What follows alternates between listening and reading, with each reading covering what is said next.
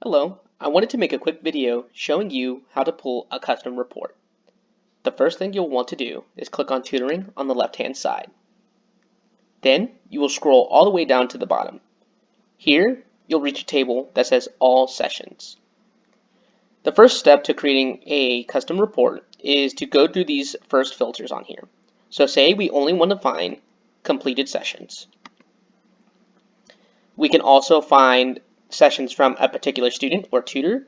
So let's just say we want to see the ones that are all stacks. After that, we go down to this bottom button and we click on Custom Export. Here, it'll allow us to search through different headers and it will give us an example here at the bottom of what we want. So for us, we only want the coach name, the student email, the subject name, and the time the session was ended.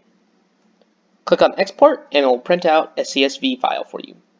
Thank you so much and have a wonderful day.